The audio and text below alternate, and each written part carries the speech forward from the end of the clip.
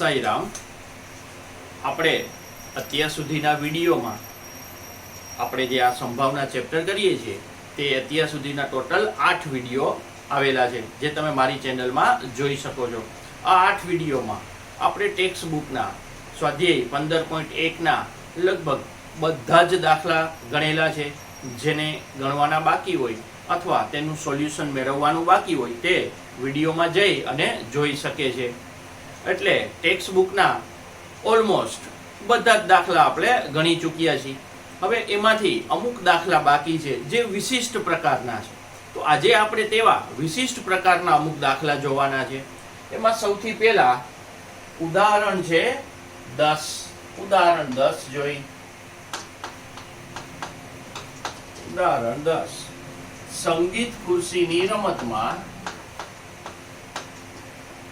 સંગીત ખુરશીની રમતમાં સંગીત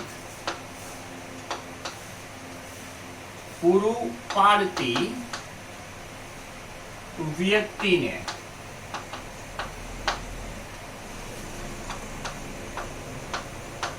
સૂચના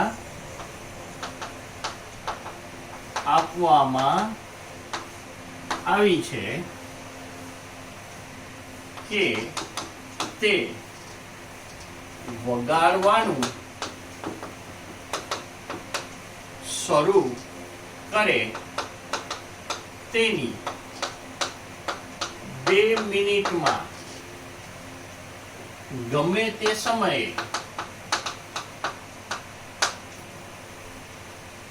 સંગીત વગાડવાનું રોકી દે. સંગીત શરૂ થયા પછીની પહેલી અડધી મિનિટમાં સંગીત બંધ થાય તેની સંભાવના શોધો. હવે આ આપણો પ્રશ્ન છે. તો પ્રશ્નમાં સંગીત ખુરશીની રમત છે. આ રમતમાં સંગીત પૂરું પાડતી વ્યક્તિને એવી સૂચના આપવામાં આવી છે કે 2 મિનિટ સુધીમાં ગમે ત્યારે તે મ્યુઝિક બંધ કરી શકે છે. હવે આપણો જે પ્રશ્ન છે એ પ્રશ્ન છે કે સંગીત શરૂ થયા પછીની પહેલી અડધી મિનિટમાં સંગીત બંધ થાય તેની સંભાવના કેટલી?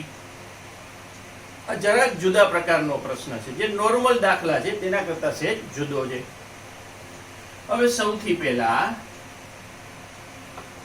વગાડવાનું શરૂ કરે છે 0 મિનિટથી શરૂ કરી અને 2 મિનિટ સુધી તે સંગીત આ 0 થી શરૂ કરી અને 2 મિનિટની વચ્ચે ગમે ત્યારે તે સંગીત બંધ કરી શકે છે. એટલે અહીંથી વગાડવાનું સ્ટાર્ટ થાય છે અને 2 મિનિટ સુધીના કોઈ પણ સમયે તે સંગીત રોકી શકે છે. એટલે સૌથી પહેલા પ્રયોગના કયા પરિણામો હોઈ શકે? ટોટલ પરિણામ કેટલા હોઈ શકે? તો 0 થી 2 સુધીના તમામ બિંદુઓમાં ગમે ત્યારે તે સંગીત રોકી શકે. એનો મતલબ 0 થી 2 સુધીનું અંતર છે એ આપણા ટોટલ પરિણામોની સંખ્યા થશે. 0 થી 2 સુધીનું અંતર કેટલું થાય? 2. એટલે સૌથી પહેલા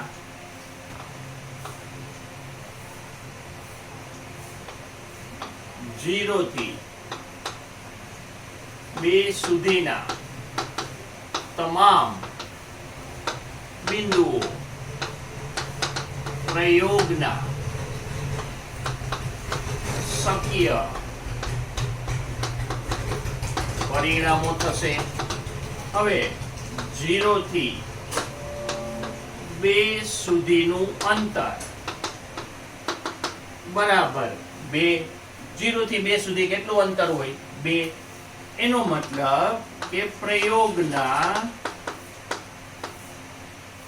શક્ય તમામ અથવા કુલ પરિણામોની સંખ્યા, જેને આપણે કહી છીએ n, એના બરાબર આવશે 2. સૌથી પહેલા આટલું સમજવું જરૂરી છે કે 2 મિનિટ સુધીમાં એ ગમે તે બિંદુએ ગમે તે સમયે સંગીત રોકી શકે છે. તો 0 થી 2 સુધી તમામ બિંદુઓ ગમે ત્યાં સંગીત રોકાઈ શકે છે. તો એનો મતલબ પ્રયોગના કુલ પરિણામ 0 થી 2 સુધીનું અંતર થાય. 0 થી 2 સુધીનું અંતર કેટલું થશે? તો કે એનું અંતર થશે 2. આથી પ્રયોગના કુલ પરિણામોની સંખ્યા n બરાબર થશે 2. હવે જે આપણી ઘટના છે એ ધારી લઈ. ધારો કે ઘટના A, ઘટના છે આપણી કે સંગીત શરૂ થયા પછીની પહેલી અડધી મિનિટમાં સંગીત બંધ થાય. આ આપણી ઘટના છે. સંગીત શરૂ થયા પછીની પહેલી અડધી મિનિટમાં સંગીત બંધ થાય. એનો મતલબ કે અહીંથી શરૂ કરી અને અડધી મિનિટ સુધીમાં ગમે ત્યારે સંગીત રોકાઈ શકે. આટલા સમયગાળામાં 0 થી અડધી મિનિટના આટલા ટોટલ સમયગાળામાં ગમે તે સમયે પહેલી અડધી મિનિટમાં અહીંયા સંગીત રોકાઈ શકે. તેથી આપણે ઘટના A માટે કેટલા પરિણામ લેવા જોઈએ? તો ઘટના A માટે અહીંયા સુધીનું અંતર એટલે કે 0 થી અડધી મિનિટ સુધીના તમામ બિંદુઓ આવશે. ઘટના A માટેના પરિણામો 0 થી અડધી, અહીંયા શું હતું આપણે 0 થી 2 સુધીનું અંતર, 0 થી 2 સુધીના તમામ બિંદુઓ અહીંયા આવશે. 0 થી અડધી મિનિટ સુધી જ છે, કારણ કે અડધી મિનિટમાં સંગીત રોકી દેવાનું છે. તેથી ઘટના A માટેના પરિણામો 0 થી અડધી એટલે કે 0 થી 1/2 સુધીના તમામ બિંદુઓ છે. હવે 0 થી 1/2 સુધીનું અંતર, આ અંતર કેટલું થશે? 1/2. આટલું અંતર, તો આટલું અંતર થાય 1/2 માટે ઘટના A થવાના શક્ય પરિણામોની સંખ્યા, એને કહી છીએ આપણે m. એ આવશે 1/2. ઘટના A થાય તેના માટેના પરિણામ 1/2 છે, એટલે એને ઘટના A માટેના પરિણામોની સંખ્યા. ઘટના A ક્યારે થશે? ઘટના એવી છે કે અડધી મિનિટમાં સંગીત રોકાય. એનો મતલબ ઘટના A માટેના પરિણામ કેટલા થાય? અડધી મિનિટ, એટલે કે અડધી મિનિટ સુધીના બિંદુઓ, એટલે કે 1/2. તો ઈ આવશે આપણો m. હવે સંભાવના P of A બરાબર m ના છેદમાં n. હવે m ની કિંમત મૂકી દઈએ આપણે. m એટલે 1/2, m ની કિંમત 1/2 છે, અને n આપણો n છે ઈ છે 2. હવે અંશમાં જે છેદ છે આ અંશ છે. અંશનો છેદ હંમેશા છેદમાં આવે, એટલે 1/2. આ છેદ છે એ છેદમાં લખી નાખો, અને છેદમાં પાછો 2 ઓલરેડી છે, એટલે 1 ના છેદમાં 2 ગુણ્યા 2 એટલે કે 4 થશે. આ આવી જશે આપણો જવાબ. એટલે આ 2 માર્કનો પ્રશ્ન છે, અને આ વિશિષ્ટ પ્રશ્ન છે. એટલે આવા પ્રશ્ન છે એ પહેલી વારમાં ન સમજાય, એટલે આવા પ્રશ્નની પ્રેક્ટિસ ખાસ કરી લેવી જોઈએ આપણે, કે જેથી પેપરમાં ક્યારે આવા હાર્ડ ક્વેશ્ચન આવે, આના હાર્ડ ક્વેશ્ચન કહેવાય, તો પણ આપણે આસાનીથી ઇઝીલી આને સોલ્વ કરી શકીએ. હવે એના પછીનું ઉદાહરણ 11 પણ વિશિષ્ટ પ્રકારનો દાખલો છે. હવે તે જોઈ લઈએ. ઉદાહરણ શું છે? સૌથી પહેલા રકમ જોઈ. ઉદાહરણ 11. ખોવાઈ ગયેલ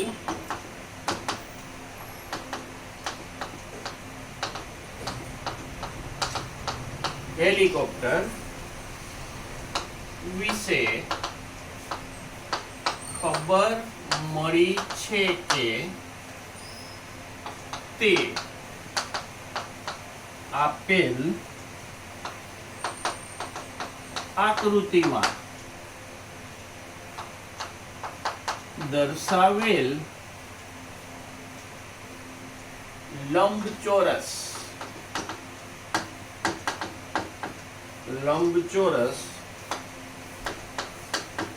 વિસ્તારમાં ક્યાંક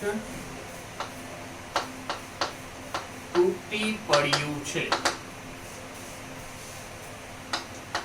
શું સંભાવના છે કે તે આકૃતિમાં બતાવેલ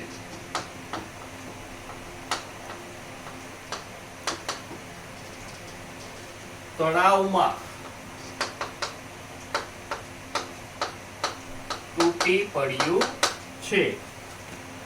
આ એક લંબચોરસ વિસ્તાર છે જેમાં હેલિકોપ્ટર તૂટી પડે છે. આ લંબચોરસ વિસ્તારમાં ગમે તે જગ્યાએ હેલિકોપ્ટર તૂટી પડે છે. એટલે હેલિકોપ્ટર લંબચોરસમાં તૂટી પડે તે સમસંભવી પરિણામો આપે. આ વિસ્તારમાંથી આપણે જો પ્રશ્ન છે કે આ હેલિકોપ્ટર છે એ તળાવમાં તૂટી પડ્યું હોય તેની સંભાવના કેટલી થાય, તો કુલ પરિણામ માટે આપણે ટોટલ કેટલા વિસ્તારમાં હેલિકોપ્ટર પડી શકે છે તેનું ક્ષેત્રફળ જોવાનું છે. ટોટલ લંબચોરસ આવશે તેનું ક્ષેત્રફળ આપણે શોધવાનું છે. અને બીજું કે ઘટના એ માટે આપણે ઘટના એ લેશું કે હેલિકોપ્ટર તળાવમાં તૂટી પડ્યું હોય, તો ઘટના એ માટે કયા પરિણામ લેવાના આવે? ઘટના એ માટે તળાવ આપેલું છે તો તળાવનું ક્ષેત્રફળ લેવાનું હોય. કુલ ક્ષેત્રફળ છે એ લંબચોરસનું ક્ષેત્રફળ છે એ સંભાવનાના સૂત્ર મુજબ તેના પરિણામો આપણે n લેશું. અને ઘટના એ એટલે કે તળાવમાં હેલિકોપ્ટર તૂટી પડે તે ઘટના છે તેના પરિણામ માટે તળાવનું ક્ષેત્રફળ લેશું. પછી સૂત્રમાં કિંમત મૂકશું એટલે આપણે આમાં તળાવમાં તૂટી પડવાની સંભાવના મળશે. તો સૌથી પહેલા હેલિકોપ્ટર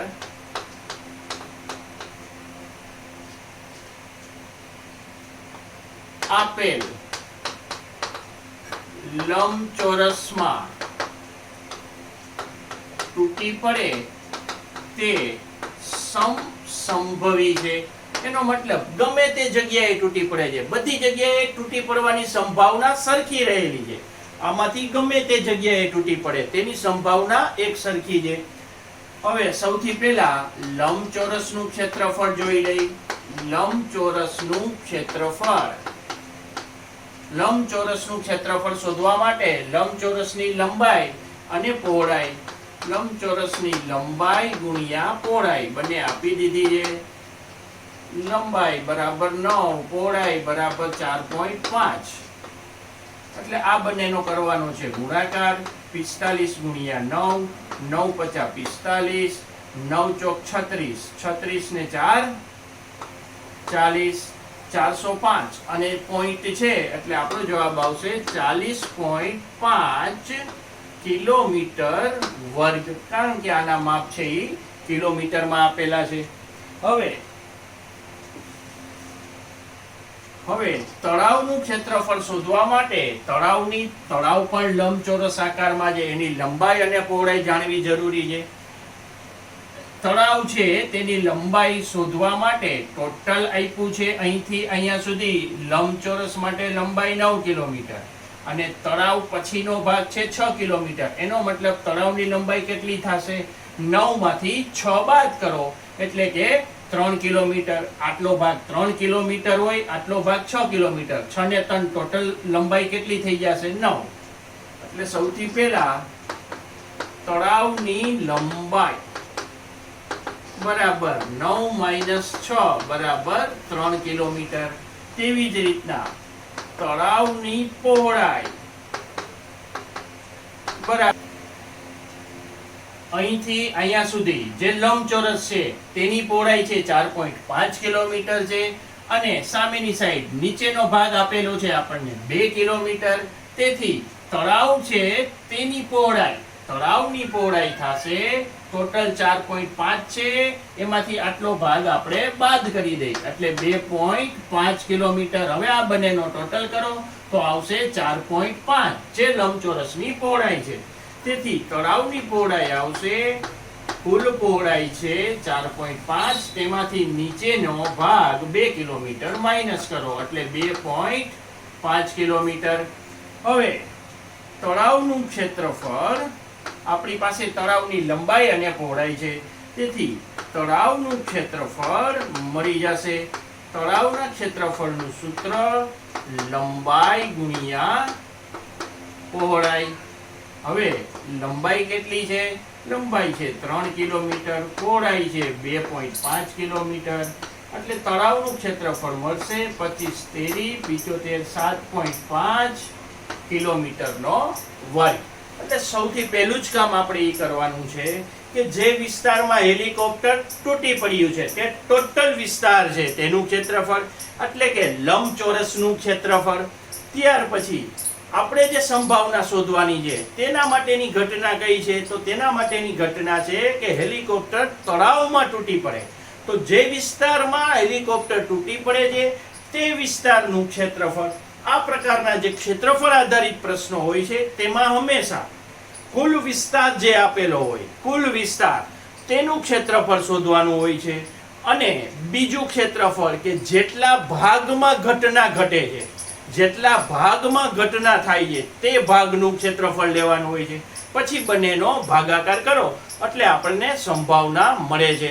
તો આમાં કુલ વિસ્તાર છે એ લંબચોરસ છે એટલે લંબચોરસનું ક્ષેત્રફળ આપણે શોધી લીધું છે. અને ઘટના છે તે તળાવમાં હેલિકોપ્ટર તૂટી પડે એટલે કે તળાવ છે તેનું ક્ષેત્રફળ શોધવાનું. આપણો જે વિસ્તાર છે ઘટના માટે જવાબદાર વિસ્તાર તળાવ છે, તો તળાવનું ક્ષેત્રફળ અંશમાં રાખવાનું અને છેદમાં કુલ ક્ષેત્રફળ, કુલ એટલે જેટલો વિસ્તાર આપેલો હોય એ કુલ ક્ષેત્રફળ છેદમાં રાખવાનું. આ બંનેનો ભાગાકાર આપણી સંભાવના થશે. એટલે આ પ્રકારના ક્ષેત્રફળના દાખલામાં હંમેશા આ બાબત છે એ ધ્યાનમાં રાખજો. હવે આપણે ક્ષેત્રફળ બંને મળી ગયા છે એટલે હવે સંભાવના શોધી લઈએ. માટે P ઓફ હેલિકોપ્ટર તળાવમાં તૂટી પડે તેની સંભાવના બરાબર અંશમાં રાખવાનું છે તળાવનું ક્ષેત્રફળ અને છેદમાં રાખવાનું છે લંબચોરસનું ક્ષેત્રફળ. જે મોટો વિસ્તાર, જે મોટો લંબચોરસ છે તેનું ક્ષેત્રફળ. હવે તળાવનું ક્ષેત્રફળ છે આપણી પાસે 7.5 છેદમાં લંબચોરસનું ક્ષેત્રફળ છે 40.5. પોઈન્ટ ઉડાડી દો એટલે 75 ના છેદમાં 405. હવે છેદ ઉડાડી દઈએ આપણે. 15 5 75, 15 દુ 30, કેટલા વધશે? 10 વધશે, 105. 15 7 105. એનો મતલબ હેલિકોપ્ટર તળાવમાં તૂટી પડે તે ઘટનાની સંભાવના 5/27 થશે. હવે આવા ટેક્સ્ટ બુકમાં ક્ષેત્રફળ આધારિત બે પ્રશ્ન છે. એક તો આ ઉદાહરણ 11 છે અને બીજું સ્વાધ્યાય 15.1 નો 20મો દાખલો છે, જે બંને ક્ષેત્રફળ આધારિત છે. હવે આ ટાઈપનો એક એક્સ્ટ્રા દાખલો જોઈ લઈ કે જે ટેક્સ્ટ બુકમાં નથી પણ આ પ્રકારના ક્ષેત્રફળ આધારિત પ્રશ્ન છે. તો તેનાથી આપણને આ દાખલો છે એ વધુ સ્પષ્ટ થશે. હવે ક્ષેત્રફળ આધારિત આ પ્રકારનો એક એક્સ્ટ્રા દાખલો જોઈ લઈએ જે ટેક્સ્ટ બુકમાં આપેલો નથી. હવે પ્રશ્ન આવો છે કે 20 સેન્ટીમીટર લંબાઈના ચોરસ પાટિયાની વચ્ચે કાટકોણ ત્રિકોણ આકારનું નિશાન બનાવેલ છે, જેની બાજુઓનામાં 5 સેન્ટીમીટર, 12 સેન્ટીમીટર અને 13 સેન્ટીમીટર છે. પાટિયા પર લાગતું તીર ત્રિકોણ આકારના નિશાન પર લાગે તેની સંભાવના કેટલી થાય? તો સૌથી પહેલા એક ટોટલ ચોરસ મોટો 20 સેન્ટીમીટર લંબાઈનો એક ચોરસ પાટિયું આપેલું છે. હવે તીર આ પાટિયા પર ગમે એ જગ્યાએ લાગી શકે. આ ઘટના સમસંભવી છે. તીર છે એ આ પાટિયા પર ગમે તે જગ્યાએ લાગી શકે. આ ઘટના સમસંભવી છે. હવે નિશાન લગાડવાનું છે આ ત્રિકોણ પર. એટલે કે આ જે ત્રિકોણ વચ્ચે આપેલું છે, ત્રિકોણાકાર નિશાન, તેની લંબાઈ જે 5 સેન્ટીમીટર, પહોળાઈ જે એક બાજુ છે 5 સેન્ટીમીટર, બીજી બાજુ છે 12 સેન્ટીમીટર અને ત્રીજી બાજુ છે 13 સેન્ટીમીટર. હવે આનું આપણે સંભાવના શોધવાની છે કે પાટિયા પર લાગતું તીર ત્રિકોણાકાર ભાગ પર લાગે તેની સંભાવના કેટલી થાય. તો આગળ જે હમણાં દાખલો ગણ્યો તે મુજબ આપણને કુલ ભાગ આપેલો છે તેનું ક્ષેત્રફળ શોધવાનું, એટલે કે ચોરસનું ક્ષેત્રફળ શોધવાનું, અને ઘટના આપણી જે ઘટના છે એના માટે જવાબદાર ભાગ છે ત્રિકોણ, કે ત્રિકોણાકાર ભાગ છે, ત્રિકોણાકાર નિશાન છે, તેના પર તીર લાગે તેની સંભાવના. તો આપણે બીજું ક્ષેત્રફળ શોધવાનું છે ત્રિકોણનું, પછી બંનેનો ભાગાકાર કરીએ એટલે આપણને સંભાવના મળશે.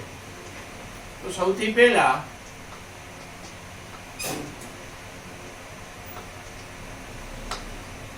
તીર ચોરસ પાટિયા પર ગમે ત્યાં લાગશે તે સમસંભવી છે. એના પછી સૌથી પહેલા ચોરસની લંબાઈ આપણને આપી દીધી છે. ચોરસની લંબાઈ L બરાબર 20 સેન્ટીમીટર.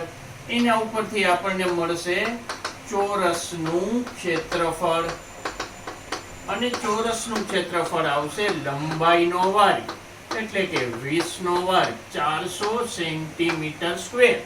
સૌથી પહેલા મોટો ભાગ ચોરસ જે આપણું કુલ ક્ષેત્રફળ મળશે એનાથી. એના પછી ત્રિકોણાકાર નિશાન અથવા ત્રિકોણાકાર જે ભાગ છે, ત્રિકોણ આકાર નિશાનની બાજુઓ, એના માપ છે 5 સેન્ટીમીટર, 12 સેન્ટીમીટર અને 13 સેન્ટીમીટર. માટે ત્રિકોણનું ક્ષેત્રફળ અથવા ત્રિકોણાકાર નિશાનનું ક્ષેત્રફળ, એનું ક્ષેત્રફળ મળશે 1/2 પાયો ગુણ્યા વેધ. આ ત્રિકોણનું ક્ષેત્રફળ છે. હવે આમાં 1/2 કાટખૂણો બનાવતી બંને બાજુઓ પાયો અને વેધ થશે. આ કર્ણ થાય. તો સૌથી પહેલા પાયા તરીકે આપણે 12 સેન્ટીમીટર લઈ અને વેધ તરીકે 5 સેન્ટીમીટર લઈ છેદ ઉડાડી દઈ. 6 દુ 12, 6 પચા 30 સેન્ટીમીટર સ્ક્વેર. હવે આ બંને ક્ષેત્રફળ મળી ગયા. હવે જે આપણી ઘટના છે કે તીર છે એ ત્રિકોણાકાર નિશાના પર લાગે, તીર ત્રિકોણ આકારના નિશાના પર લાગે, એ ઘટનાની સંભાવના P ઓફ તીર ત્રિકોણાકાર નિશાન પર લાગે, આ ઘટનાની સંભાવના બરાબર અંશમાં આપણે રાખશું ત્રિકોણનું ક્ષેત્રફળ અને છેદમાં રાખશું ચોરસનું ક્ષેત્રફળ. ત્રિકોણનું ક્ષેત્રફળ છે આપણી પાસે 30 સેન્ટીમીટર સ્ક્વેર અને ચોરસનું ક્ષેત્રફળ છે 400 સેન્ટીમીટર સ્ક્વેર. છેદ 1 બિંદુ ઉડાડી દઈ એટલે જવાબ આવશે 3/40. આ એવી આપણી સંભાવના. તો આજે જે આપણે દાખલા ગણ્યા એ વિશિષ્ટ પ્રકારના દાખલા છે. આવા દાખલા છે એ પ્રેક્ટિસ બુકમાં પણ છે. તો આ પ્રકારના દાખલા છે તેની પ્રેક્ટિસ તમે ત્યાંથી કરી શકો છો. અને તેમાં કોઈ પણ મુશ્કેલી જણાય તો મને વોટ્સએપમાં મેસેજ કરજો.